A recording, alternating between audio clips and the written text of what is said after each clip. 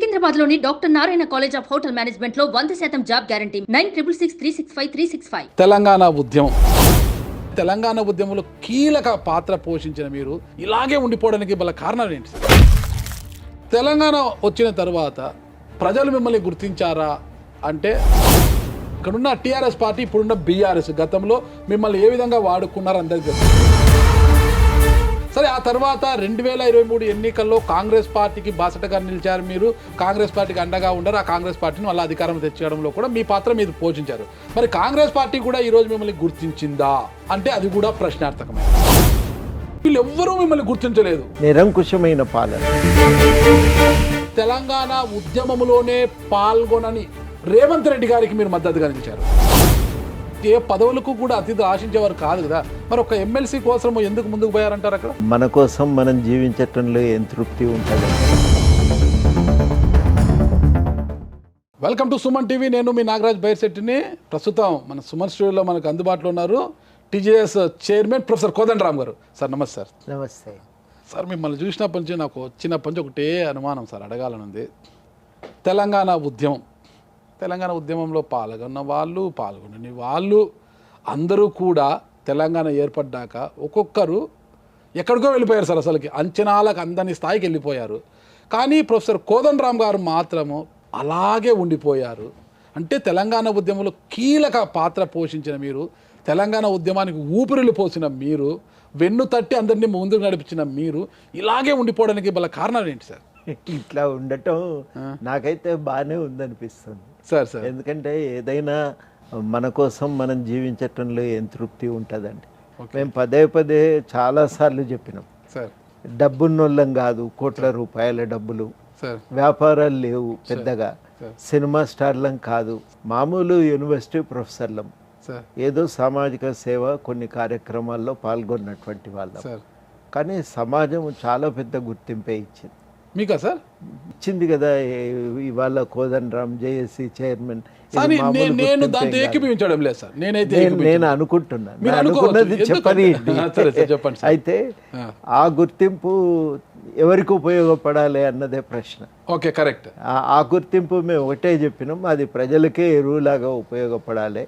కాబట్టి ప్రజల సమస్యల మీద మాట్లాడదాం, మంచే జరగని చెడే జరగని. దానికి తోడు జయశంకర్ గారు ఏమన్నారంటే, మీరు తెలంగాణ వచ్చేదాకా తెలంగాణ సాధన కోసం, తెలంగాణ ఏర్పడిన తర్వాత తెలంగాణ అభివృద్ధి కోసం మీరు నిలబడాలి, కొట్లాడాలి. కష్టమవుతుంది, చాలా ఇబ్బందులు ఎదుర్కోవాల్సి వస్తుంది, అయినా కానీ మీరు ఆ బాట వీడొద్దు అనే మాటే అన్నారు. దాని ప్రకారం నిలబడే ఉన్నాం. నిలబడ్డారు సార్. మీరు అన్నారు సమాజంలో ఇంత గుర్తింపు వచ్చింది అనేసి. లేకపోతే తెలంగాణ ఉద్యమంలో ప్రతి ఒక్కరి తట్టి వాళ్ళు వెనకాల ముందుకు నడిపించి మీరు కూడా ఒక సైనికుడుగా పనిచేశారు సార్.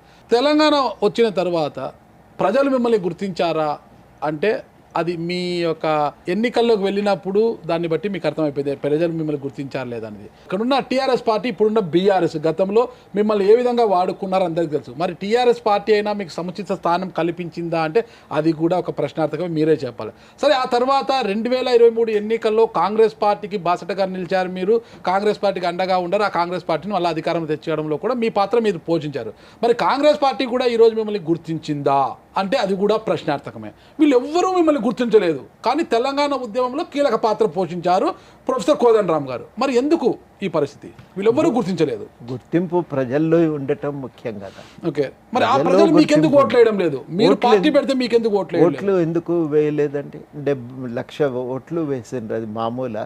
ఒక పైసా ఇయ్యకుండా మేము ఆడ ఎన్నికల్లో ఓట్లు లెక్కించే కాడు ఉంటే ఒక పోలీస్ ఆయన వచ్చి అన్నాడు, మలినం లేని ఓట్లు సారిపోయారు సార్.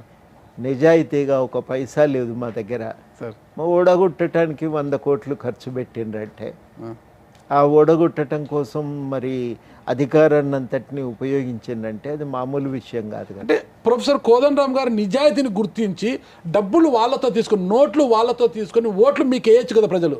అట్లా ఉండదండి. మన దగ్గర జనం ఎంత నిజాయితీగా ఉంటారంటే, ఇన్ని పైసలు ఇచ్చిండు కదా, ఒక్కోటన్న వేయకపోతే ఎట్లా అని వేస్తారు. అది ఇన్ని పైసలు ఇచ్చిన నిజాయితీగా ఓటేయాలి. ఓటేయాలి. ఆ నిజాయితీ అయితే ఉంది వాళ్ళకి. ఉంది, వేయలేదంటానికి కూడా లేదు కదా. సంఘాలు ఉంటాయి, ఒత్తిడి పెడతారు వాళ్ళ ద్వారా. మన పనులు కావాలంటే సంఘం నువ్వు నిలబెట్టుకోక తప్పదు. రకరకాల ఒత్తిళ్లు పెడతారు. ఆ ఒత్తిళ్ళ నడుమ నిలబడి అన్ని ఓట్లు వేసిండ్రంటే, ఒక ప్రభుత్వ యంత్రాంగం అంతా నిలబడి ఒత్తిడి పెట్టినా తట్టుకొని అన్ని ఓట్లు వేసిండ్రంటే అది మామూలు విషయం కాదు. ఎంత ఒత్తిడి పెట్టినా మీటర్ నొక్కాల్సింది ఓటరే కదా సార్. ఓటరే కానీ ఉంటాయి కదా, రకరకాలుగా ప్రభుత్వం ప్రభావితం చేయగలుగుతుంది. ఒక అధికారిని పిలిచి మీ శాఖలోకి ఇన్ని ఓట్లు వేయించు అని అడుగుతారు. ఆయన రకరకాలుగా ఆయన అడిగినప్పుడు కాదని లేని పరిస్థితి, రోజువారీ సంబంధం, పొద్దున్న లేస్తే కలవాల్సినటువంటి అవసరం ఉంటుంది. అట్లాంటి బంధులు కొన్ని ఉంటాయి. మనము నిజ జీవితంలో ఉన్నప్పుడు ఏంటంటే ఒత్తిళ్ళు వచ్చినప్పుడు ఎట్లా నిలబడతామనేది చాలా కీలకం. అందరికీ ఒకే రకంగా తట్టుకోవటం సాధ్యం కాదు కదా. ఒకసారిగా ప్రజలు ఆదరణ, ఓట్లు, నోట్లు ఈ విషయాలు మనం పక్కన పెడితే, తెలంగాణ ఉద్యమంలో కీలకంగా మారిన తర్వాత అప్పుడు టీఆర్ఎస్ ప్రభుత్వంలో కోదండరామ్ గారి యొక్క పొజిషను కీలకంగా ఉంటుంది, ఒక ముఖ్య పాత్ర పోషిస్తారని అందరూ అనుకున్నారనమాట. కానీ అక్కడ మీకు ఎంతవరకు గుర్తింపునిచ్చింది అన్నది అందరికీ తెలిసిందే. మరి కేసీఆర్ గారికి మీకు దూరమైంది, ఏ పరిస్థితుల్లో దూరమైనా అన్ని పాత విషయాలు అవన్నీ కూడా అన్ని చాలా ఇంటర్వ్యూలు మీరు చెప్పారు, అన్నీ అయిపోయినాయి అనమాట. కేసీఆర్ గారికి దూరమైన తర్వాత సొంత పార్టీ పెట్టారు, అది కూడా మనకు అంత గుర్తుంటే, మీకు నోట్లు లేవు, మీ దగ్గర ఓట్లు కావాలంటే నోట్లు కావాలి కాబట్టి మీరు వ్యాపారస్తులు కాదు, మీరు సినీ గ్లామర్ కాదు, ఇంకొకటి కాదు, మంచి మాటలు మాత్రమే చెప్పగలరు తెలంగాణ సమాజానికి. కానీ తెలంగాణ సమాజం మీ వైపు నిలబడాలంటే ఓట్లతో పాటు నోట్లు కావాలా అంటున్నారు. అయితే ఈ పరిస్థితుల్లో ఏ ఉద్దేశంతో అసలు తెలంగాణ ఉద్యమంలోనే పాల్గొనని రేవంత్ రెడ్డి గారికి మీరు మద్దతుగా నిలిచారు? విషయం ఏంటంటే అక్కడ తెలంగాణ వ్యక్తిని చూడలేదుగా, వ్యక్తి ఎవరు అనేది కాదు. ఆయన కూడా తెలంగాణ ఉద్యమానికి మద్దతు ఇచ్చినటువంటి వాడే. టీడీపీలో ఉండి కూడా చాలామంది మద్దతు ఇచ్చిండ్రు, అందులో ఉండి ఆయన కూడా మద్దతు ఇచ్చిండు. కానీ దానికంటే ముఖ్యంగా ఏంటంటే పార్టీనే, కాంగ్రెస్ పార్టీ వారి అధిష్టానం, ప్రత్యేకించి రాహుల్ గాంధీ గారు, ఉద్యమ ఆకాంక్షల సాధనకు మేము కట్టుబడి ఉన్నాం, తెలంగాణ ఉద్యమ ఆకాంక్షల సాధన కోసం మేము కట్టుబడి పనిచేస్తాం, తెలంగాణ అభివృద్ధిని సాధిస్తాం, అది ప్రజలందరికీ దక్కే విధంగా చర్యలు తీసుకుంటామని అన్నారు. అప్పుడు మా ఆకాంక్షలకు ఆయన చెప్పిన మాటలకు మధ్యన కొంత సారూప్యత వచ్చింది, పొంతన కుదిరింది. కాబట్టి ఖచ్చితంగా ఆ అవకాశాన్ని మనం ఉపయోగించుకుందాం. ఇప్పుడు కేసీఆర్ గారి వల్ల వచ్చిన పెద్ద సమస్య ఏంటంటే నిరంకుశమైన పాలన, ప్రజలను లెక్క చేయకపోవటము, ఇష్టానుసారంగా అధికారాన్ని చెలాయించటము, వాటన్నింటికంటే మించి ప్రశ్నించినటువంటి వాళ్ళను వేధించటము, అరెస్టులు చేయటము, ఇట్లా రకరకాలైనటువంటి పద్ధతుల్లో ఒక నిరంకుశ పాలనను సాగిస్తూ, పోనీ తన తెలంగాణ అభివృద్ధి కోసం పనిచేసిందా అంటే తెలంగాణ పేరు చెప్పి అధికారాన్ని నిలబెట్టుకునే ప్రయత్నం చేసిండు, అధికారాన్ని మాత్రం స్వప్రయోజనాల కోసం వాడుకున్నాడు. చేసినవన్నీ తప్పుడు పనులు.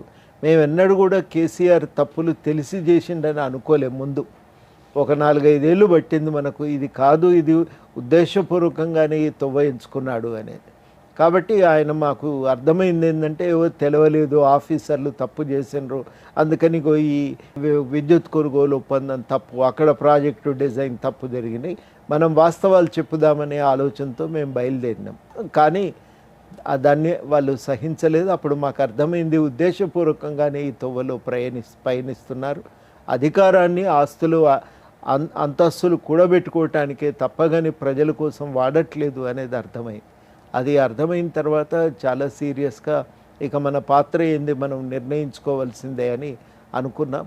ఆ పద్ధతుల్లోనే మరి మేము పనిచేయటం కూడా ప్రారంభమైంది. సార్ మీరేమో ఇలా అంటున్నారు, ఆయన తప్పుడు తోవలో పోతున్నారు, నిరంకుశత్వ పాలన కేసీఆర్ కాదని. ఆయన పాలన బాగుంది, మంచి వ్యక్తినే కదా. ఆర్ఎస్ ప్రవీణ్ కుమార్ లాంటి వాళ్ళు ఆయన వెంట నడిచారు. చివరికి బీఎస్పీలో ఉన్న ఆయన ఒక్కసారిగా యూటర్న్ తీసుకొని యువతలకు వచ్చేసారు కదా, ఆయనతో కలిసి చట్టాపట్టాలు వేసుకుని తిరిగారు కదా. ఆయన ఎందుకు పోయిండు, ఏ అవసరాలకు పోయిండు, నేను దాని గురించి నేను మాట్లాడదలుచుకోలేదు. అది ఆయన వ్యక్తిగతమైన ఆయన నిర్ణయము. ఆయనను మీరు అడిగితే సమాధానం చెప్తాడు. నేను చాలా ఖచ్చితంగా నాకున్న అంచనా అయితే నేను దానికి కట్టుబడి ఉన్నా. ఆ అంచనా ప్రకారమే నా నిర్ణయం తీసుకున్నా. ప్రధానంగా నేను అనేది ఏంటంటే చాలా ఇవేవో పొరపాటున జరిగినవి కావు. చెప్పింది ఒకటి, ఆయన చేసింది మరొకటి.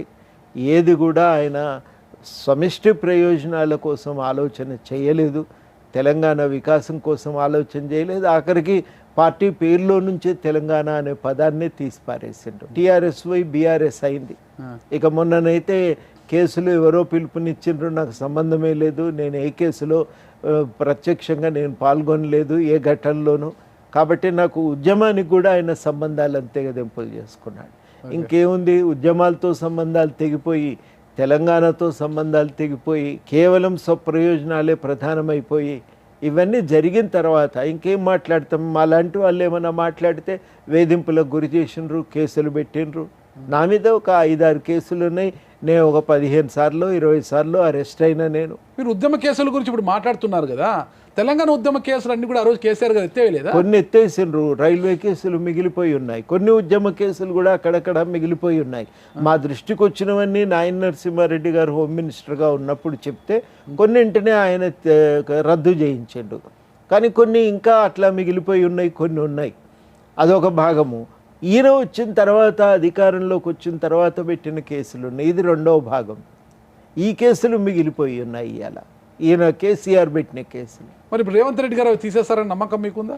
రేవంత్ రెడ్డి గారికి మన జీవన్ కుమార్ గారు మానవ హక్కుల వేదిక నాయకులు వారు చాలా సమాచారం సేకరించి అవి గవర్నమెంట్కి ఇచ్చిండ్రు, హోమ్ సెక్రటరీకి, సీఎం ఆఫీస్లో కూడా వెళ్ళి ఇచ్చిండ్రు, అందరికీ ఇచ్చిండ్రు. ఇచ్చి ఈ కేసులు ఇవి పొలిటికల్ కారణాల వల్ల రాజకీయ ఆందోళన నిర్వహించినందుకు పెట్టినటువంటి కేసులు, ఈ కేసులు ప్రభుత్వం ఉపసంహరించుకోవాలని చెప్పి వారు ఉత్తరం ఇచ్చిండ్రు. రేవంత్ రెడ్డి గారితో అందరం కూడా మాట్లాడినాం, ఈ కేసులు మీరు ఎత్తేయాలి అని.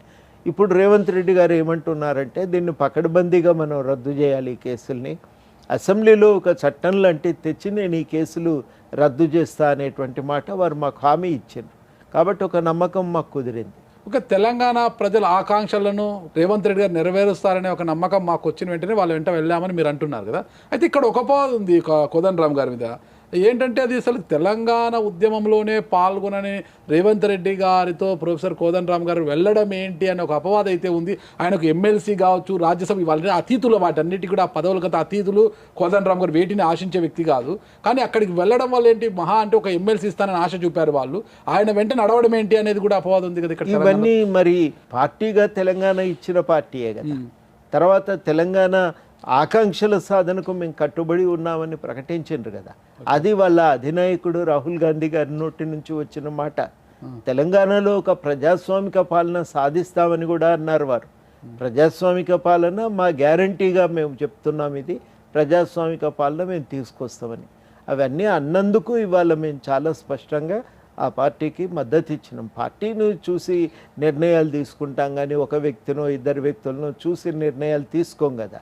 వాళ్ళు కూడా వ్యక్తులు కూడా చాలా వరకు ముఖ్యమైన వాళ్ళందరూ కూడా తెలంగాణ డిమాండ్ను సమర్థించిన వాళ్ళే, తెలంగాణ సాధన కోసం తోడ్పడినటువంటి వాళ్ళు. రేవంత్ రెడ్డి గారు సర్కారు ఆ దిశగా అడుగులు వేస్తుందంటారా? తెలంగాణ ప్రజల ఆకాంక్షల మేరకు ప్రజాస్వామికమైన వాతావరణం అయితే ఏర్పడ్డది. ఓకే, ఆ మునుపట్లాగా వేధింపులు లేవు, ఫోన్ ట్యాపింగులు లేవు, వెంటబడటం లేదు. ఏదన్నా పోయి అడిగితే గవర్నమెంట్కు చెప్పుకోవటానికి ఒక వాతావరణం ఏర్పడ్డది. ప్రతిదీ మనం చెప్పగలుగుతున్నాం ఇవాళ ప్రభుత్వం దృష్టికి. కాంగ్రెస్ పార్టీ మీకు అంత గుర్తింపునిచ్చిందా? రేవంత్ రెడ్డి గారి సర్కార్ మీకు అంత గుర్తింపునిచ్చిందా? వింటున్నారు, పోయి చెప్తే కరెక్టే. మనకు సమర్థించిన వాళ్ళే కదా, మనల్ని తెలంగాణ కోసం కొట్లాడిన వాళ్ళు కదా, వాళ్ళకి తెలుసు కదా విషయాలు.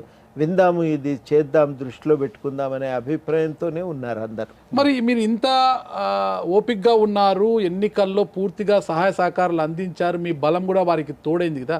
మరి అధికారంలోకి వచ్చిన వెంటనే ఒక వివాదాస్పదంగా ఉన్న ఎమ్మెల్సీని మీకు ఇవ్వాలని చూశారు కదా, అదేంటి అసలుకి? అది ఎందుకు ఇవ్వాలనుకున్నారు? మీకు అది కోర్టులో ఉంది ఆల్రెడీ.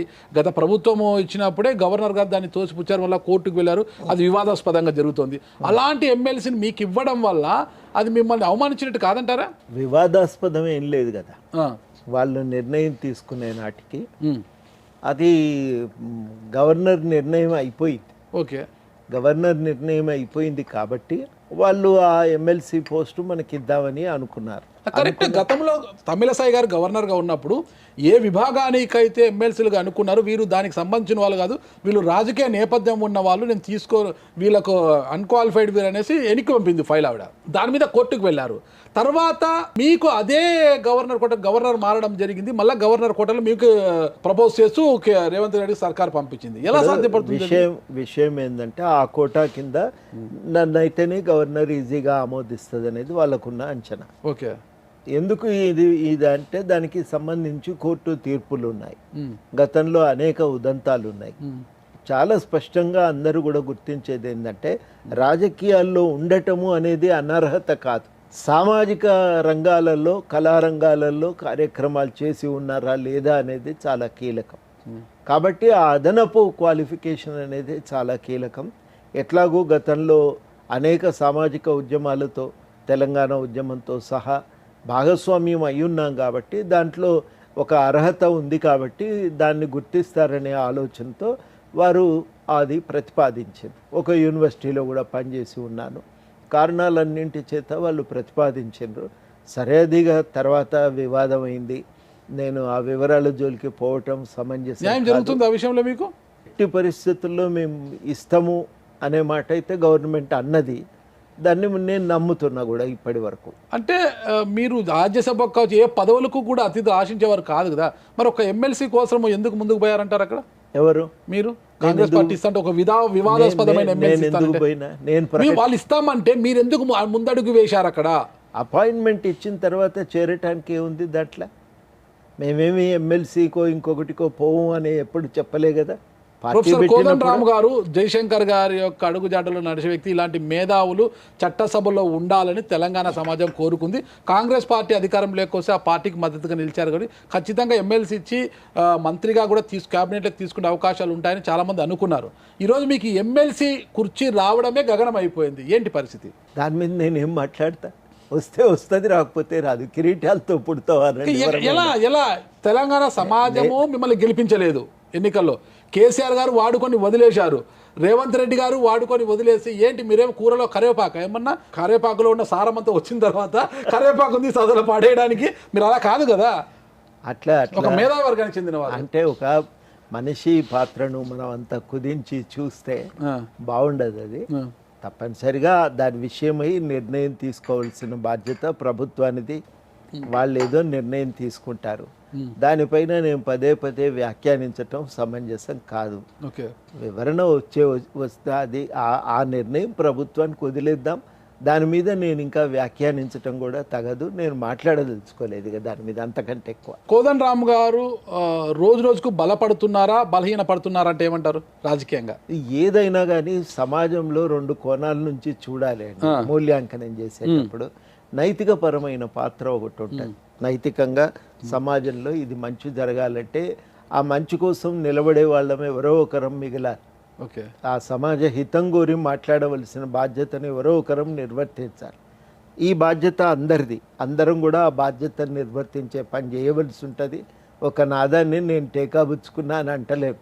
నేను అనేది ఏంటంటే అది ప్రాథమికమైన విధి. ఆ విధిని నిర్వర్తిస్తున్నాం. దానికి తగ్గట్టుగా సమాజం గుర్తిస్తుంది, గౌరవిస్తుంది. ఖచ్చితంగా మీరు బయట ఉండి ఒక మాజీ ప్రొఫెసర్గా బయట ఉండి మీరు చేసేదానికి ప్రభుత్వం లోపల ఉండి చేసేదానికి తేడా ఉంటుంది అన్నమాట. అంటే ఇక్కడ ప్రభుత్వం మిమ్మల్ని గుర్తించాలి, మీ సేవలను తీసుకోవాలంటే ఎమ్మెల్సీ ఒక్కటే కాదు, ప్రభుత్వంలో చాలా కీలకమైన పదవులు ఉంటాయి మీ సర్వీసెస్ తీసుకోవాలంటే. మరి ఎందుకు కాంగ్రెస్ పార్టీ ఆ విధంగా మీ సర్వీసెస్ తీసుకోవడానికి అడుగులు ముందుకు వేయడం లేదంటే ఏమంటారు? చేస్తుందని అంటున్నా కదా, అంత టర్మ్ అయిపోయింది, ఇక దిగిపోయింది, ఇక గవర్నమెంటే లేదు అన్నట్టుగా మాట్లాడుతున్నారు. 6 నెలలే కదా గడిచింది. నిన్న మొన్నటి దాకా కోడ్ ఉంది, ఎన్నికలు జరిగినాయి. కానీ అండి వాళ్ళు ఏం నిర్ణయం తీసుకుంటారో చూద్దాం. దాని మీద ఎందుకు ఇంతగా మనం ఆందోళన చెందవలసిన అవసరం? మీరేమో వేచి చూసే దూరంలో ఉన్నారు. హరీష్ రావు గారు ఏమో డెడ్ లైన్ పెట్టారు, ఆగస్టు 15 డెడ్ లైన్. ఇచ్చిన హామీలు అంటే రుణమాఫీ కావచ్చు, ఇవన్నీ కూడా ఇచ్చిన హామీలను నెరవేరిస్తే నేను రాజీనామా చేస్తా, చేయకపోతే నువ్వు రాజీనామా చేస్తావు అని ఒక డెడ్ లైన్ పెట్టారు హరీష్ రావు గారు. ఏమో ఏంటి తేడా ఎవరికి? హరీష్ రావు గారికి మీకు? నాకు ఆయనకు తేడా అంటే అది పోల్చవలసిన విషయాలే కావు. యాపిల్స్ యాపిల్స్ తో పోల్చాలి కానీ మామిడి పళ్ళతో పోల్చారు కదా. ఇక్కడ యాపిల్ ఎవరు, మామిడి పండు ఎవరు సార్?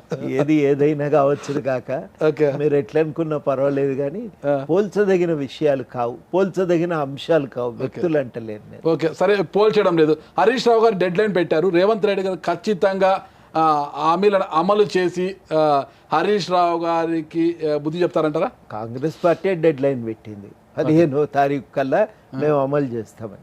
హరీష్ రావు గారు పెట్టిన డెడ్ లైన్ కాదు. హరీష్ రావు గారు స్తూపం దగ్గర కూడా అంటే అసెంబ్లీలో హరీష్ రావు గారు డెడ్ లైన్ పెట్టలే. కాంగ్రెస్ పార్టీ వారు వీళ్ళు రుణమాఫీ అమలు చేయరు అనే విమర్శలు ప్రతిపక్షాలు చేసినప్పుడు ముఖ్యమంత్రిగా రేవంత్ రెడ్డి గారు ఏమన్నారంటే కాంగ్రెస్ పార్టీ ఇచ్చిన హామీలకు కట్టుబడి ఉంది, రుణమాఫీని మేము ఆగస్టు 15 వరకల్లా చేస్తామని అన్నారు. ఒక రుణమాఫీ ఆగస్టు 15 వరకల్లా అమలు చేస్తాము అని వాళ్ళు ఏమన్నారంటే ఇది అమలు జూలైలోనే ప్రారంభం అవుతుంది, ఆగస్టు 15 నాటికి మొత్తంగా దాన్ని అమలు చేస్తామనే మాట వారు అన్నారు. ఆగస్టు 15కు మీరు అమలు చేయకపోతే రాజీనామా చేస్తారా అని హరీష్ రావు గారు నేను అనేది ఏంటంటే ఆ సవాలు అనవసరం. కాంగ్రెస్ పార్టీ తనకు తానుగా పెట్టుకున్న డెడ్ లైన్ పూర్తి చేస్తారు వాళ్ళు. డెడ్ లైన్ ఇచ్చింది అమలు చేయటం కోసమే, తప్పకుండా అమలు చేస్తామనే మాట వాళ్ళు అన్నాక 15 దాకా ఆగాలి కదా, తొందరపడేందుకు. అంటే హరీష్ రావు గారు పూర్తి వీడియో చూడాలా మీరు? రుణమాఫీతో పాటు మిగిలిన అంశాలు కూడా, మిగిలిన హామీలను కూడా నెరవేర్చాలి. నేను మళ్ళీ అదే చెప్తున్నా మీకు, ఈ 6 నెలల్లోనే ఇక ప్రభుత్వం అయిపోయింది, ఇక మనకు ఏ హామీలు అమలు చేయలేదంటే అని కాదు. ఏవైనా ఈ 5 ఏళ్ల కాలంలో అమలు చేస్తారని కదా అర్థం. అంటే 5 ఏళ్ళు తీసుకుంటారని కాదు దాని అర్థం. దాని అర్థం ఏంటంటే రాబోయే రోజుల్లో ఒకటి తర్వాత ఒకటి ఇచ్చిన హామీలన్నీ అమలు చేస్తారనేది వాళ్ళు అనుకున్నటువంటి మాట. ఆ మాట ప్రకారం వాళ్ళు ముందు రుణమాఫీకి ప్రాధాన్యతనిచ్చిండ్రు. ఇది మన మన రాష్ట్రానికి కానీ దేశానికి కానీ వ్యవసాయం ప్రధానం. వ్యవసాయాన్ని బతికించుకోగలిగితే రాష్ట్రాన్ని మనం ఆర్థికంగా మనం బలోపేతం చేసుకోగలం. అందుకని వ్యవసాయం ఈ రుణమాఫీ చేస్తే ఏమవుతుందంటే బ్యాంకుల్లో ఉన్న అప్పులు అన్నీ కట్టేస్తే కొత్తగా రుణాలు తెచ్చుకునే అవకాశం, వ్యవసాయంలోకి పెట్టుబడిని సమకూర్చుకునే అవకాశం అది మామూలు విషయం కాదు. 35,000 కోట్ల పెట్టుబడి అదనంగా వ్యవసాయ రంగంలోకి వస్తున్నదంటే చాలా గొప్ప విషయం కదా. అట్లా ఒక 35,000 కోట్ల రూపాయల రుణమాఫీ అనేది చేయటం ద్వారా వ్యవసాయానికి పరిపుష్టత చేకూరుస్తా అని ఆలోచనతోని వాళ్ళు దానికి ప్రాధాన్యతనిచ్చిండ్రు. దాన్ని అమలు చేస్తామన్నారు. మీటింగ్స్ జరిగినాయి, రివ్యూ అయింది, దానికి కావలసిన కార్యాచరణ ప్రణాళిక తయారైంది, అమలు చేస్తారు. అది అయినాక మిగతాయి కూడా చేస్తారు. ఇంకా కొన్ని ఇప్పటికే అమలైపోయి ఉన్నాయి, ఒక 4, 5, 6 ఎన్నో, మొత్తానికి నాకు లెక్క సరిగ్గా తెలియదు కానీ కొన్ని అమలైనవి. ఈ రుణమాఫీ నెక్స్ట్ అమలవుతుంది. రుణమాఫీ అయినాక మిగిలినవి కూడా అమలు చేస్తారనేదే నాకున్నటువంటి నేను నమ్ముతున్నా పక్కా. ఎందుకంటే వాళ్ళు దానికి ఇచ్చిన కమిట్మెంట్ రీత్యా కానీ వాళ్ళు దాని గురించి ఆలోచిస్తున్నటువంటి తయారు చేసుకున్న కార్యాచరణ ప్రణాళిక చూసినప్పుడు అమలు చేస్తారనే నమ్మకమే నాకు కుదురుతున్నది. ఓకే, ఆ విషయాన్ని పక్కన పెడితే సార్, గతంలో అంటే బీఆర్ఎస్ పార్టీ అధికారంలో ఉన్నప్పుడు కాంగ్రెస్ పార్టీ నుంచి గెలిచిన ఎమ్మెల్యేలను కేసీఆర్ గారు తీసుకుంటుంటే వాళ్ళ పార్టీలోకి చేర్చుకుంటుంటే రేవంత్ రెడ్డి గారు చాలా పెద్ద కామెంట్స్ చేశారంట పార్టీ ఎమ్మెల్యే అంతా లాక్కుని. ఇప్పుడు రేవంత్ రెడ్డి గారు కూడా అదే పని చేసి ఇప్పటికి 4 ఎమ్మెల్యేలు యువతలకు వచ్చేసారనమాట.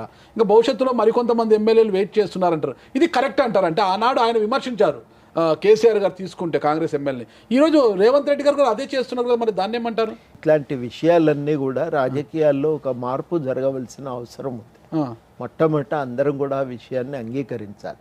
ఒక మార్పు ఏంటంటే నాయకుల యొక్క స్వార్థం ప్రధానం కావద్దు, సమాజ హితము పార్టీ లక్ష్యాలు ప్రధానం కావాలి. కానీ చాలాసార్లు ఏమవుతున్నదంటే నాయకులకు పార్టీ అనేది కేవలం ఒక సాధనంగానే ఉంటున్నది. గెలవటానికో, అధికారంలో నిలబడటానికో, వ్యాపారాలను కాపాడుకోవటానికో అది ఒక అవకాశంగా మిగులుతున్నది. ఇవాళ చాలా కీలకమైందంటే అట్లాంటి రాజకీయాలు అనేవి మారాలి. దాంట్లో ఏమన్నా రెండో అభిప్రాయం ఉండవలసినటువంటి అవసరం లేదు. కానీ వర్తమానంలోకి వచ్చేసరికి ఎక్కడ ఇబ్బంది వస్తున్నదంటే ఇప్పుడు మీరు అనుకున్న నాయకులు అటో ఇటో దూకటానికి సిద్ధంగా ఉంటారు కదా. ఈ ఉన్నటువంటి పరిస్థితుల్లో అవతల పక్షానికి పోనివ్వటమా, మేమే తెచ్చుకొని అవతలి పక్షం బలపడకుండా జాగ్రత్త పడటమా అనే ఒక మీమాంస. ఈ మీమాంసకు వాళ్ళు ఈ రకంగా పరిష్కారాలను వెతుక్కుంటున్నారు. ఇది కూడా రాకుండా మన రాజకీయాలు అయితే ఇంకా మారవలసిన అవసరం ఉందని నేను గట్టిగా నమ్ముతున్నా. కానీ వాళ్ళు ఉన్న పరిస్థితి ఏమో ఈ కోణం నుంచి మనం చూసి దాన్ని అర్థం చేసుకోవాలి. కానీ భవిష్యత్తులోనైనా ఇట్లాంటి రాజకీయాలు మారుతాయి పోతాయి అనేది మనం ఆశపడి దానికోసం ఒక ప్రయత్నం అయితే కొనసాగించాలి. కాంగ్రెస్ పార్టీ ఎంతమందిని తీసుకున్న అదరము బెదరము పార్టీని ఇంకా బలోపేతం చేసి కొత్త వారికి అవకాశం ఇస్తామంటూ ఫామ్ హౌస్లో నిన్నటి రోజు కేసీఆర్ గారు మీటింగ్ పెట్టి శ్రేణులకు దిశానిర్దేశం చేసి ధైర్యం నూరిపోసారు. నేనున్న మళ్ళీ అధికారంలోకి వస్తాం, 2028లో మన అధికారంలోకి వస్తున్నాం, ఎవ్వరు ఆందోళన చెందవద్దండి, పోయే స్వార్థపరులంతా వెళ్ళిపోండి అంటున్నారు కదా, మరి దానికి ఏమంటారు మీరు? ఏమంటారండి, పార్టీగా ఏం చేస్తామండి, అందరు పోతున్నారు నడపలేమని మూసేస్తారా? రాజకీయాల్లోకి వచ్చినాక ముగియటం కుదరదు కదా, ఆయన దాన్ని నడపాలి. ఇదివరకు ఆయన ఈ జాగ్రత్త పడి ఉంటే, ఇట్లాంటి పద్ధతులకు పెద్ద ప్రోత్సాహం ఇవ్వకపోయి ఉంటే ఇవాళ ఆయనకు నైతికంగా ఒక బలం దొరికేది, గట్టిగా నిలబడగలిగేవాడు, ఆలోచించేవాడు. ఆయన రాజకీయ పునాదులని పిలుచుకొని చేర్చుకునేటప్పుడు చాలా స్పష్టంగా నీ జీవిత కాలంలో దొరకనన్ని లాభాలు నీకు కలుగుతాయి, వచ్చేసాయనే పిలుచుకున్నాడు కదా. లాభాలు ఆడ మిగిలేరుకున్నప్పుడు ఇంకో పార్టీకి తోవ చూసుకుంటాడు, పోతాడు. తెలియనంత అమాయకుడు కేసీఆర్ కాదు కదా. ఉన్నోళ్ళు ఎవరు మిగిలరనేది ఆయనకు కూడా అర్థమవుతూనే ఉంది. మరి పార్టీని అయితే తాను కాపాడుకోవాలి, దాన్ని కాపాడుకోవటానికి అలా తపన పడుతున్నాడు, ప్రయత్నం చేస్తున్నాడు. ఏమవుతుంది అనేది చూడాలి. ఇప్పుడు మనం తెలంగాణలో బీఆర్ఎస్కి మళ్ళీ పూర్వవైభవం వస్తుందంటే ఇప్పటికే కవిత గారి కల్వకుంట్ల కవిత గారి యొక్క అరెస్టు, ఆమె ఒక తలబొప్పిగా ఉంది, వాళ్ళకు తలనొప్పిగా అయిపోయింది కేసీఆర్ గారికి.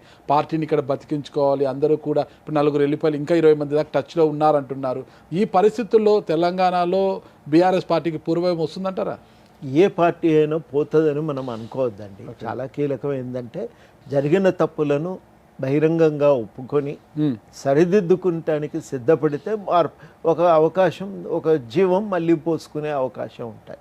కానీ నేను అన్నీ కరెక్టే చేసిన, ప్రజలే తప్పు చేసినారు అని అంటుంటే పార్టీ ఎదగటం కష్టమవుతుంది. తప్పులు ఎవరి దగ్గర లేవు, ప్రజల్లోనే ఉన్నాయి.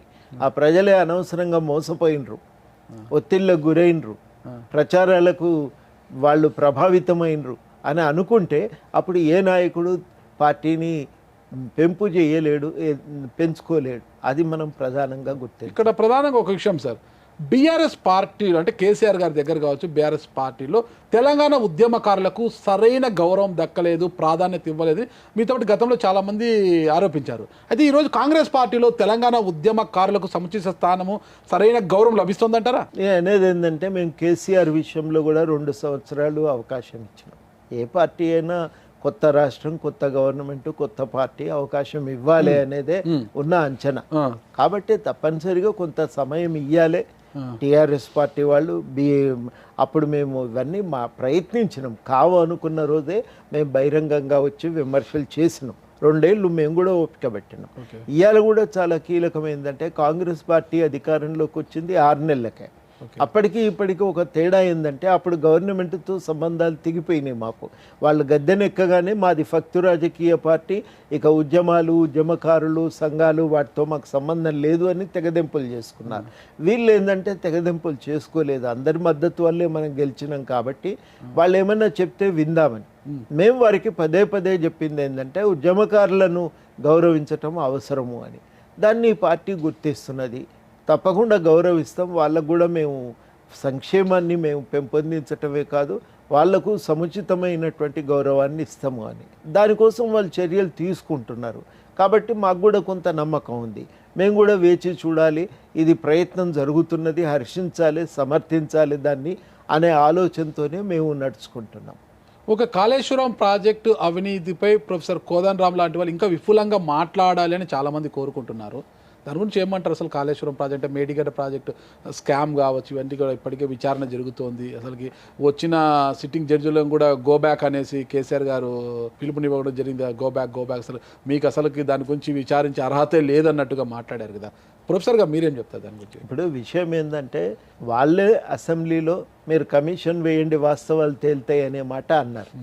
అన్నందుకే మరి ఇవాళ కమిషన్ ఆఫ్ ఎంక్వైరీ వేసింది. కమిషన్ ఆఫ్ ఎంక్వైరీ వేసింది నిజ నిర్ధారణ కోసం, ఫ్యాక్ట్ ఫైండింగ్. వాస్తవాలు వెలుగులోకి తెస్తే దాని ప్రకారం ప్రభుత్వం ఏం చేయాలనేది నిర్ణయించుకోవటం. ఒకవైపు నిపుణులతోని ఆ ప్రాజెక్టు భవిష్యత్ ఏంది అనే దాని మీద సమాచారం తీసుకుంటున్నారు. ఇంకోవైపు ఏమో ఇవి ఎందుకు జరిగినాయి, ఇట్లాంటివి జరగకుండా ఉండాలంటే ఏం చేయాలనేది జ్యుడిషియల్ ఎంక్వైరీ కూడా వేశారు. సిట్టింగ్ హైకోర్టు జడ్జీలుగా పనిచేసినటువంటి న్యాయమూర్తులతోని విచారణ జరిపిస్తున్నారు. ఈ విచారణ వల్ల లాభము ఒక రేవంత్కో, నష్టం ఒక కేసీఆర్కో కాదు. ఇది మొత్తంగానే తెలంగాణ సమాజానికి లాభం చేకూర్చే విషయం. వాస్తవాలు బయటకు వస్తే రేపు ఇంకొక ప్రభుత్వం ఈ రకంగా పనిచేయకుండా జాగ్రత్తలు తీసుకుంటుంది. భవిష్యత్తులో ఇటువంటి తప్పులు పునరావృతం కావు.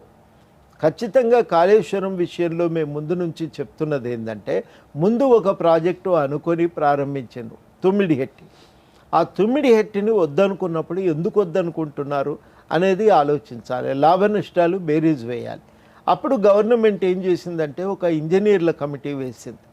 ఇంజనీర్ల కమిటీ వారు సుస్పష్టంగా వాళ్ళు తేల్చి చెప్పింది ఏంటంటే, తుమ్మిడిహెట్టి మనం వదిలిపెట్టరాదు, అది దానికి ప్రాముఖ్యతనివ్వాలి, ఆ ప్రాజెక్టును కొనసాగించాలనే మాట వాళ్ళు చెప్పారు.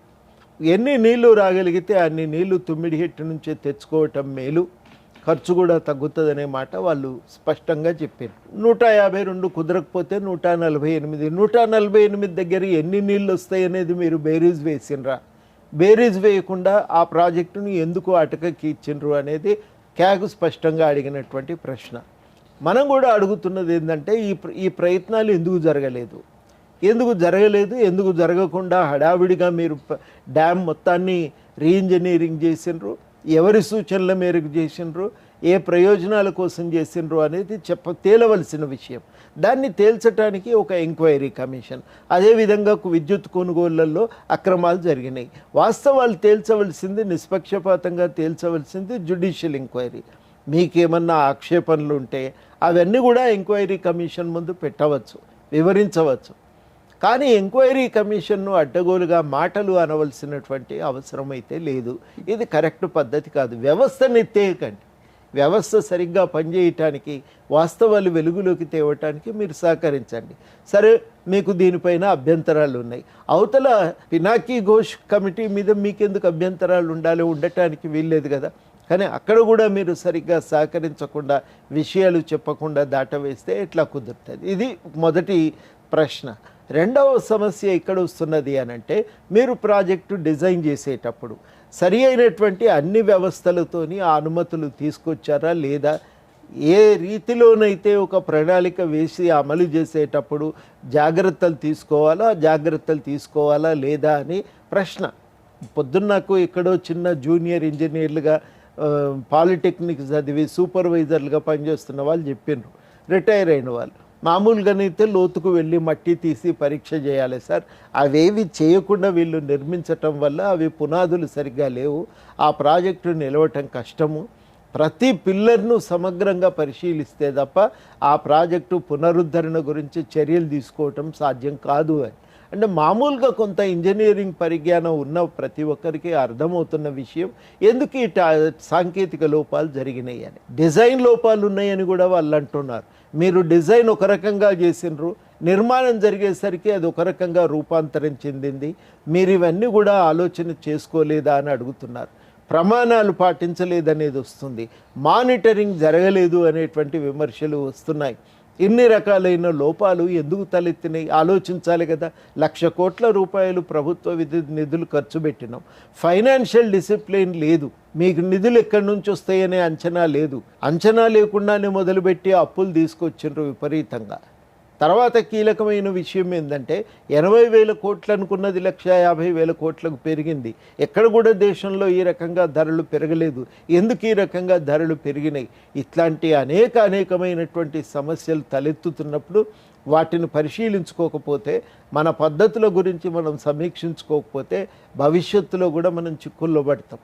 ప్రాజెక్టుల నిర్మాణంలో ఇదే రకమైన అజాగ్రత్తలు పాటిస్తాం. కాళేశ్వరం నిలబడుతుంది ఎన్ని వరదలు వచ్చినా. అప్పుడు కర్నూలు కూడా మునిగిపోయిన సందర్భంలో కానీ కృష్ణానది మీద శ్రీశైలం ఆనకట్ట తట్టుకొని నిలబడ్డది. నాగార్జున సాగర్ చెక్కు చెదరలేదు. ఎంత వరదలు వచ్చినప్పటికీ కూడా శ్రీరామ్ సాగర్ మరి నిలబడే ఉన్నది. కింద కట్టినటువంటి కడెం డ్యామ్ నిలబడి ఉన్నది. మీరు ఎక్కడ లోపం చేసిండ్రనేది అర్థం చేసుకోకపోతే, వ్యవస్థలో ఉన్న లోపాలు, డిజైనింగ్ చేసే మనం అనుసరిస్తున్న పద్ధతుల్లో ఉన్న లోపాలను సరి చేసుకోకపోతే రేపు దేశం ఏమవుతుందంటే, అది నీ పైసలు నా పైసలు కావు, అందరి ఉమ్మడి ఆస్తి. అది నువ్వు అన్ని పైసలు అనంటే ఈ దుర్వినియోగం కాకపోయి ఉంటే రాష్ట్రంలో ఎన్ని స్కూళ్ళు వచ్చాయి, ఎంతమందికి ఉచితంగా మనం వైద్యం ఇచ్చే వసతులు కల్పించుకునే అవకాశం ఉండేది.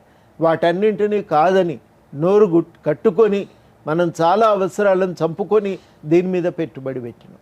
ఆ పెట్టుబడి పెడితే ఆ అవసరాలు, ఆ డ్యామ్ ఆ రకంగా చితికిపోతే దాని మీద తేల్చాలి. మీరు కరెంటు పెట్టిండ్రు, విద్యుత్ ఉత్పత్తి కేంద్రాలు. ఆ విద్యుత్ ఉత్పత్తి కేంద్రాలు కృష్ణానది ఒడ్డున, అది నీళ్లు ఉప్పొంగితే నీళ్లు వచ్చేటువంటి ప్రాంతంలో ఎట్లా పెడతారండి? వరదలను లెక్క వేయరా? డిజైన్ మీరు టెక్నాలజీ ఎంచుకున్న తప్పు. సబ్ క్రిటికల్ వాడొద్దని దేశమంతా అనుకుంటుంటే మీరు సబ్ క్రిటికల్ టెక్నాలజీ తెచ్చి ఎట్లా ఉపయోగిస్తారు? పక్కనే ఉన్న కొత్తగూడెంలో సూపర్ క్రిటికల్ టెక్నాలజీ వాడతాం ఎందుకు? అక్కడ సబ్ క్రిటికల్ ఎందుకు తెచ్చుకుంటాం? ఎవరి ప్రయోజనాల కోసం నిర్ణయాలు జరిగినాయి? ఇవన్నీ కూడా ఆలోచించాలి. మీరు కృష్ణానది మీద యాదాద్రి పెట్టినరు, బొగ్గు అక్కడ లేదు కదా. కరెంటు తెచ్చి మీరు అదే చోట సిమెంటు ఉంది, సున్నప్రాయి ఉంది, అక్కడ ఇంకేదన్నా కర్మాగారాలు పెట్టడానికి ప్రయత్నం చేసి ఉంటే చాలా బాగుండేది. కాబట్టి ఎక్కడ ఏ ముడిసరుకు దొరుకుతుందో అనువుగా అక్కడ ఆ కంపెనీలను మనం పెంపొందించుకొని ఉంటే స్థానికులకు ఉద్యోగ అవకాశాలను కల్పించే ప్రయత్నం చేస్తే చాలా లాభం జరిగేది. ఇవన్నింటి మీద ఎవరో ఒకరు నిష్పక్షపాతంగా వాస్తవాలు తేల్చి చెప్పాలి. చెప్తే తప్ప సమాజ హితం కోరి మనం ముందుకు పోవటం అనేది సాధ్యం కాదు. ఆ విషయాల మీద సీరియస్గా ఈ ప్రభుత్వం ఆలోచించాలంటే తప్పకుండా పాతదాన్ని సమీక్షించుకోవాలి. ఖచ్చితంగా సార్. మీరు బొగ్గు గురించి మాట్లాడారు. ఇటీవల 2 రోజుల క్రితం బొగ్గు, సింగరేణి బొగ్గు గురించి కూడా మాట్లాడారు. కేంద్రం కృంగ తీస్తుంది. ఇప్పుడు సింగరేణి బొగ్గు గనులకు వచ్చిన ప్రమాదం ఏంటి? ఏం లేదు ప్రమాదం. బొగ్గు ఉంది, గన్లు తవ్వచ్చు, కానీ ఆ గన్లను మీరు సింగరేణికి ఎందుకు ఇవ్వరని అడుగుతున్నాం. మీరు హడావిడిగా 2 ప్రైవేట్ కంపెనీలకు ఇస్తే ఆ ప్రైవేట్ కంపెనీలు బొగ్గు తవ్వలేదు కదా, అవి వదిలిపెట్టినాయి. అది కొయ్యగూడెం కానీ, అవతల మంతిని దగ్గర ఉన్న ఇంకొక ప్రాజెక్టు కానీ, వీటిని మళ్ళీ సింగరేణికి ఇవ్వాలి కదా. ఇప్పుడు ఇక్కడ కీలకం ఏంటంటే గనులను సరళీకరణ యుగంలో ప్రైవేట్ కంపెనీలకు అప్పచెప్పుదామని అనుకున్నారు. ఎవరైతే కరెంటు ఉత్పత్తి చేయాలనుకుంటారో ఇతర కంపెనీలకు వాడుతారో వాళ్ళకి ఇద్దామని. ఇచ్చేటప్పుడు దేని ప్రాతిపదికన ఇస్తారనేది ప్రశ్న. సుప్రీంకోర్టు ఏమన్నదంటే బహిరంగ వేలంలోనే ఇవ్వండి అని. కానీ ఇది అందరికీ వర్తించదు కదా. ఒక పబ్లిక్ రంగ సంస్థ ఉన్నప్పుడు అది అవసరం లేదు. ఇప్పుడు సింగరేణి ఏమన్నా తక్కువ లాభాలు ఇస్తుందా అంటే వీళ్ళు 5% రాయల్టీ, 5-7% రాయల్టీ అడిగినరు. సింగరేణి 14% రాయల్టీ గడుతున్నది కదా, సెస్సులు గడుతున్నది. రకరకాల రూపకంగా సింగరేణి అభివృద్ధికి 8,000 కోట్లు ఇస్తున్నది కేంద్ర రాష్ట్ర ప్రభుత్వాలు ప్రతి సంవత్సరానికి. ఏం తక్కువ చేయట్లేదు, ఉపాధి కల్పిస్తున్నది. మొత్తం ఉత్తర తెలంగాణ సామాజిక మార్పుకు, అట్టడుగు వర్గాలు ఎదగటానికి అది కీలకమైనటువంటి ఒక చోదక శక్తిగా పనిచేసింది. దాన్ని ఎందుకు ఎండగట్టాలి? తెలంగాణ తెలిసిన వాళ్ళు, చరిత్ర తెలిసిన వాళ్ళు చట్టంలో వాళ్ళకు గన్లు వేయటానికి అవకాశం ఉంది కదా. ఆ అవకాశాన్ని ఎందుకు వాడారని చెప్పి మేము అడుగుతున్నాం. ఆ అవకాశం ప్రకారం గన్లను సింగరేణికి ఇవ్వండి. సింగరేణికి ఇస్తే అట్టడుగు వర్గాలకు లాభం జరుగుతుంది, తెలంగాణ అభివృద్ధి చెందుతుంది. సింగరేణి ఏడ తవ్వాలో ఏడ తవ్వకూడదో కూడా తెలిసినటువంటి సంస్థ. పర్యావరణానికి నష్టం జరగకుండా జాగ్రత్తలు ఇంకొంచెం పటిష్టం చేయాలి, సింగరేణికే ఇవ్వాలని చెప్పి మనం కోరుతున్నాం. చూద్దాం కేంద్రం ఏమి నిర్ణయం తీసుకుని చూద్దాం సార్. ఇకపోతే మనకు గొర్రెల స్కామ్ అనేది ఒకటి ఉంది తెలంగాణలో, దాని మీద విచారణ సాగుతోంది. ఈ విద్యుత్ కొనుగోళ్లకు సంబంధించిన మనీ లాండరింగ్ పై కూడా ఈడీ నోటీసులు ఇచ్చింది కేసీఆర్ గారికి. దాని గురించి ఏం మాట్లాడతారు మీరు? తప్పు జరిగినప్పుడు సమాధానం చెప్పాలి. కేసీఆర్ గారు కుర్చీలో కూర్చున్నారు, ప్రజల ఓట్లతో కూర్చున్నారు కదా. కుర్చీలో కూర్చున్నవాడు అధికారాన్ని ప్రజల తరఫున చెలాయిస్తాడు కదా. ప్రజలకు ఆయన ఒక ట్రస్టీ మాత్రమే. ఆ ట్రస్టీగానే అధికారాన్ని చెలాయించాలి కదా.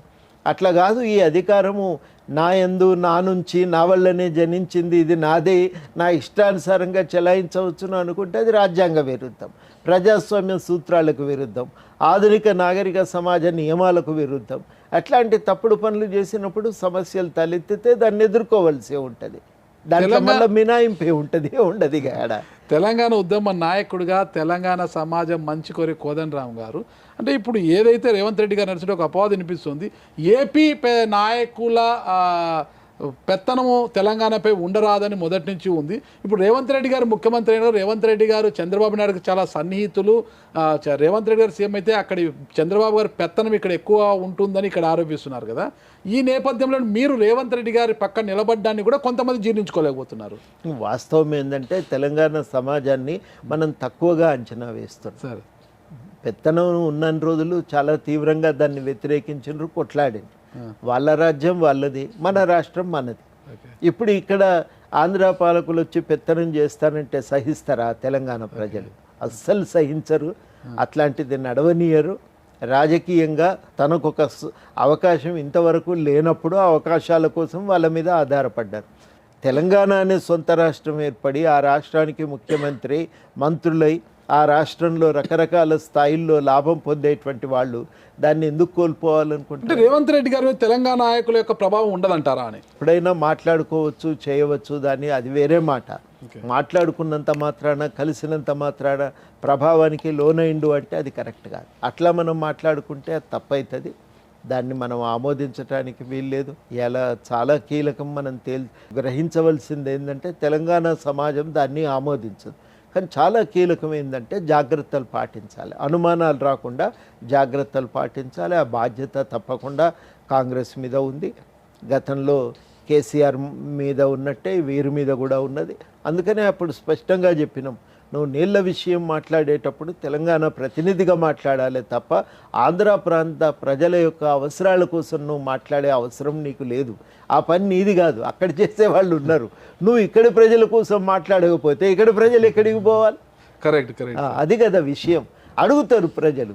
అందుకని ఆ జవాబుదారీతనము ఇవాళ తెలంగాణలో తప్పకుండా ప్రజలు గుర్తించిండ్రు. అంటే కేసీఆర్ గారితో తెలంగాణ ఉద్యమంలో మీరు చాలా క్లోజ్గా ఉన్నారు. ఆయన ప్రతి అడుగు మీకు తెలుసు. రాజకీయంగా ఆయన తీసుకున్న ప్రణాళికలు, స్కెచ్లు విషయాలు తెలుసు కదా సార్. మరి 2023లో ఆయన ఓటమికి కారణం ఏమంటారు? మరి పోతే ఆయన్నే ఫాలో అయ్యారు పక్క రాష్ట్రం ఉన్న జగన్మోహన్ రెడ్డి గారు. ఆయన 2024 ఎన్నికల్లో ఆయన కూడా ఓడిపోయారు. ఆయనకు ప్రతిపక్ష స్థానం కూడా రాలేదనమాట. ఇక్కడ కేసీఆర్ గారి ఓటమి, అక్కడ వైఎస్ జగన్మోహన్ రెడ్డి గారి ఓటమి ఎలా చూడొచ్చు అంటారు మీరు? అంటే కేసీఆర్ గారు చేసిన పెద్ద తప్పేందంటే మనం ఎట్లా చెప్తే అట్లా ప్రజలు అనే ఆలోచనతో పోయింది. అది కరెక్ట్ కాదు. తెలంగాణ ప్రజలు అస్సలే కాదు, ఆత్మాభిమానం కలిగినటువంటి వాళ్ళు. చాలా భరించవలసి వచ్చినప్పుడు ఎంత కష్టాన్నైనా భరిస్తారు. తప్పు జరిగింది అనుకున్నప్పుడు ఎంతటి వాడినైనా తెగించి కొట్లాడతారు. కేసీఆర్ గారు చేసిన పెద్ద తప్పేందంటే ప్రజలతో లింకు దింపుకున్నాడు. లింకు మరి మేము అక్కర్లేనప్పుడు మేము మాత్రం నిన్నెందుకు ఆదరించాలి అని వాళ్ళు కూడా నిర్ణయానికి వచ్చి ఓటు వేయలే. అక్కర్లేదు, చాలా స్పష్టంగా సమాధానం చెప్పారు. ఇక ఇది అట్లాంటి విషయం అండి. ఈ సంబంధాలు ఎందుకు తెగిపోయినాయి అని సమీక్ష చేసుకొని పునరుద్ధరించడానికి ఏం చేయాలి, ఎట్లా చేస్తే ప్రజలకు దగ్గర అవుతాం అనేది అలా కేసీఆర్ బాధ్యత. అదే ఆయన ఆలోచించుకోవాలి. నేను అంతా కరెక్టే ఉన్నా మళ్ళీ ప్రజలే తప్పు చేసిండ్రు అనుకుంటే ఆయనకు మళ్ళీ ఇట్లే ప్రజలు కూడా అంటారు, మరి నువ్వు మేము కరెక్ట్గా లేని వాళ్ళం నీకెందుకు అని అంటారు. మరి జగన్మోహన్ రెడ్డి గారు కూడా కేసీఆర్ గారు చాలా సూచనలు, సలహాలు ఇచ్చేవారు ఆయనకు. ఆ తొవ్వలు పోయిండు, ఆయన కూడా మురిగిండు. చెప్తున్నారు కదా తెలంగాణలో చాలా చోట్ల మాట్లాడుకుంటున్నారు, ఈయన మాట విని ఆయన చెడిపోయిండు అని. కూటమి యొక్క ప్రభుత్వ ఏర్పాటు కావచ్చు, పవన్ కళ్యాణ్ గారి యొక్క రోల్ గురించి మీరు చెప్పాలంటే ఏం చెప్తారు అసలు? అక్కడ తాను ఒక లక్ష్యం ఎంచుకున్నాడు, సీరియస్గా తిరిగిండు, గెలిచిండు. తప్పకుండా ఒక మంచి పరిణామమే. కానీ చాలా కీలకం ఏంటంటే ఆయనకు కూడా కొన్ని లక్ష్యాలు ఉన్నాయి. ఒక సామాజిక మార్పు, సామాజిక న్యాయం చేకూరుస్తాడనే ఆశ ప్రజల్లో ఉంది. ఆయన మీద పెట్టిన ఆ బాధ్యతను ఆయన మర్చిపోతే ఆయనకు కూడా భవిష్యత్తులో ఇబ్బందులు ఎదుర్కోవాల్సి వస్తుంది. ఓకే, ఏపీ తరహాలోనే భవిష్యత్తులో 2028లో కూడా ఎన్డీఏ కూటమి అంటే టీడీపీ, బీజేపీ, జనసేన కలిసి తెలంగాణలో కూడా పోటీ చేయాలనే ఒక లక్ష్యంతో ఉన్నారు అనిపిస్తుంది. అప్పుడు ఏం పరిస్థితి? అది సాధ్యంగానే ముచ్చటాడు. చరిత్ర అది గత చరిత్ర. ఒక చరిత్ర చాలా ముందుకు సాగిపోయి వచ్చినాం. మీరు ఒక రాష్ట్రం, మేము ఒక రాష్ట్రం, పరస్పరం గౌరవించుకుందాం, పరస్పరం ఒకరితో ఒకరు సఖ్యతతో ఉందాం, సఖ్యతతో ఉంటూ సహకరించుకుంటూ మనం ముందుకు పోదాం. అంతే తప్ప కానీ నేను అక్కడ పెత్తనం చేస్తాను, నువ్వు ఇక్కడ పెత్తనం సాధ్యం కాదు. సార్ ఫైనల్ ఒకటే ప్రశ్న సార్. జగన్మోహన్ రెడ్డి గారు నిన్నటి రోజు ఒక లేఖ రాశారు స్పీకర్కి, మీకు తెలిసే ఉంటుంది. ప్రతిపక్ష స్థానం, ప్రతిపక్ష నాయకుడిగా ప్రతిపక్ష పాత్ర స్థానం కోసం ఒక లేఖ రాశారు. అంటే చట్టసభలో నిర్దిష్టంగా ఇంతమంది 10% ఖచ్చితంగా ఎమ్మెల్యేలు ఉండాలని ఎక్కడా చెప్పబడలేదు. ప్రతిపక్ష స్థానం అంటే ఎవరు ఎక్కువ ఉంటే వాళ్ళకే ప్రతిపక్ష హోదా ఇస్తారు. మీరు నాకు అది ఇవ్వలేదు, ఆ గౌరవం నాకు ఇవ్వలేదు. నాకు ఆ గౌరవం ఇచ్చిన రోజే నేను ప్రజా సమస్యల మీద అసెంబ్లీలో గలం విప్పే అవకాశం ఉంటుంది అని లేఖ రాశారు. అది కరెక్ట్ అంటారా? కరెక్టేనండి, ఇవ్వాలండి. ఏం పోయేది ఉంది? సభ అంటే ప్రజల వాణి సభలో వినబడాలంటే అందరూ ఉండాలి అక్కడ. అధికారము, నిన్న రాహుల్ గాంధీ గారు ఒక మంచి మాట అన్నారు, అధికారం మీదే, కానీ ప్రజల గొంతు వినిపించే విషయంలో మాకు కూడా ఒక పాత్ర ఉంటుందని మర్చిపోకండి. ఇద్దరం కలిస్తేనే సభ నడుస్తుంది అని. అట్లా ఒక ప్రజాస్వామిక ఒక వాతావరణం సభలో పెంపొందించేటువంటి బాధ్యత స్పీకర్ గారి మీద ఉంటుందని వారు ఆ సందర్భంగా అన్నారు. ఆ పాత్ర జగన్కి 10 వచ్చినాయా 20 వచ్చినాయా ఎన్ని వచ్చినా ఆయన ఒక ప్రతిపక్ష నాయకుడు, ఆయన కూడా ఉంటేనే సంపూర్ణమైన సభ అవుతుంది. ఆ మేరకు ఆయనకు పాత్ర ఇవ్వటంలో తప్పు లేదు, ఎక్కడా నియమం లేదు, ఇంత ఉంటేనే ఇవ్వాలి. కానీ జగన్మోహన్ రెడ్డి గారు గతంలో చంద్రబాబు నాయుడు గారిని అదే అసెంబ్లీలో అవహేళన చేస్తూ మేము కన్నెర్ర చేసే నీకు ఆ ప్రతిపక్ష హోదా కూడా ఉండదు, ప్రతిపక్ష హోదా కూడా పీకేస్తామన్నట్లుగా మాట్లాడారు. మరి ఏ హోదాతో అడుగుతున్నారని అంటున్నారు కదా అక్కడ. ఏదున్నా అట్లా మాట్లాడటం సమర్థిస్తున్నావా? అప్పుడు సమర్థించలే, ఇప్పుడు సమర్థించలేదు కాబట్టి ప్రజలు ఆయన ఓడగొట్టాడు. ఓడిపోయిన ఆయన ఇలా నమూనా కాకూడదు కదా సార్. చిట్ట చివరికి ఒక ప్రశ్న సార్. ఓవైసీ గారు పార్లమెంట్లో ఎంపీగా ప్రమాణ స్వీకారం చేశారు కదా. పాలస్తీనా అందరూ కూడా భారత రాజ్యాంగం మీద చేస్తే ఆయన పాలస్తీనా గురించి మాట్లాడారు కదా, దాని గురించి ఏమంటారు మీరు? పాలస్తీనా పట్ల ఒక సానుభూతిని తెలియజేయటము, పాలస్తీనా ప్రజలు పడుతున్న కష్టాల్లో వాళ్ళకి అండగా నిలవాలనుకోవటం నేను తప్పు పట్టను, కానీ అక్కడ అనవలసిన మాట కాదు. అక్కడ ఏమంటారో అనండి, జై హింద్ అంటారో ఏమంటారో అనండి, జిందాబాద్ భారత రాజ్యాంగం అంటారో అనండి, కానీ బయట ఆయన సానుభూతి తెలపటాన్ని తప్పు పట్టలేదు. సానుభూతిని వ్యక్తం చేయటానికి అది సందర్భం కాదు, అంతే నేను చెప్పేది. ఇంకొక విషయం సార్, ఇంకా ఫైనల్గా రేవంత్ రెడ్డి గారి పాలనకి ఇప్పుడు మీరు ఎన్ని మార్కులు వేస్తారు? సార్లు చాలా సార్లు మార్కులు వేయట్లేదు, ఈ మధ్యన గ్రేడ్లే వచ్చినాయి. ప్రొఫెసర్ గారు కదా సార్ మీరు, ఈ మధ్యన గ్రేడ్లే వచ్చినాయి. ఏ గ్రేడ్ వచ్చాయి? ఏం grade? ABC grade? A grade వేస్తారు? 6 నెలల ఈ 100 రోజుల పరిపాలన ఏ గ్రేడ్ వేస్తారు? ఇప్పటి వరకు నా దృష్టిలో అయితే బాగానే ఉన్నదండి. బాగానే ఉందంటానికి నేను ఎంచుకున్న దేనికైనా కీలక ప్రమాణాలు ఉంటాయి.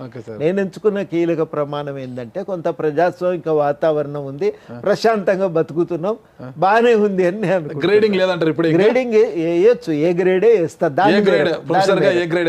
దాని మేరకు.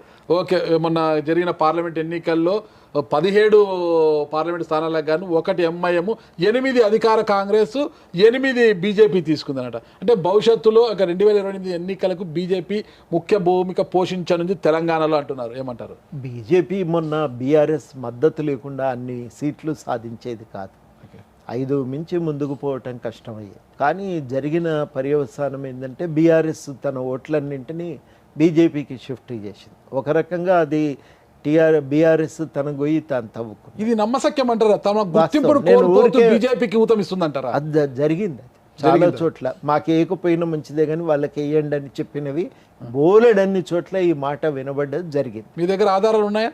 ఉన్నాయి, చాలా మంది చాలా చోట్ల చెప్పి నువ్వు ఆడ ఫోటో వేసి రికార్డ్ చేసిన అంటే చేయలేదు, కానీ ఏ ఊరికి పోయినా ఇట్లా జరిగింది అనే మాట విన్నానే, వినకుండా నేను ఈ మాట మాట్లాడేవాడిని కాదు. ఇది జరిగింది కాబట్టి అది సొంత బలము అనుకుంటే పొరపాటు. అయినా కాంగ్రెస్ ఇంకొంత జాగ్రత్త పడి ఉంటే 1-2 చోట్ల బయటపడే అవకాశం ఉండే, బహుశా కొంత వ్యూహాత్మకంగా వ్యవహరించలేకపోయినరేమో అనుకుంటున్నాను. Okay sir. గతంలో చంద్రబాబు నాయుడు గారిని మీరు తెలంగాణ వ్యతిరేకి అన్నారు కదా సార్, ఆ మాటకి ఇప్పటికీ స్టిక్కానే ఉన్నారా? ఒక జాతీయ పార్టీ నాయకుడు కదా. మేము కొట్లాడినప్పుడు అన్న మాట మళ్ళీ ఇప్పుడు నేను ఉపసంహరించుకుంటాను, ఆ రోజు అంచనా కరెక్టే వేసుకున్నాను. ఓకే. తెలంగాణ రాజకీయ పరిస్థితులు ఎలా ఉన్నా ప్రొఫెసర్ కోదండరామ్ గారి యొక్క భవిష్యత్తు కార్యాచరణ ఏంటి? తప్పకుండా ప్రభుత్వానికి ప్రజలకు మధ్య వారధిగా నిలబడతాం. ప్రజల యొక్క సమస్యలు ప్రభుత్వం దృష్టికి తీసుకువెళ్ళటానికి అన్ని విధాల ప్రయత్నం చేస్తాం. ప్రజలకు న్యాయాన్ని సాధించే విషయంలో ప్రభుత్వంతో ఉన్న సత్సంబంధాలను కూడా మేము కాపాడుకుంటూ ప్రయత్నం చేస్తాం. Thank you sir. తొలి నుంచి కూడా మీరు తెలంగాణ సమాజం యొక్క సంక్షేమం కోసము, వారి మనుగడ కోసము, వారికి మంచి స్థాయిలో తీసుకురావడం కోసము పాటుపడుతున్నారు. భవిష్యత్తులో కూడా అలాగే మీరు ఉండాలి. ప్రొఫెసర్ కోదండరామ్ గారు అంటే ఒక బ్రాండ్ అంబాసిడర్గా తెలంగాణకు నిలబడిపోవాలని కోరుకుంటున్నాం సార్. Thank you sir. నమస్తే. Thanks sir.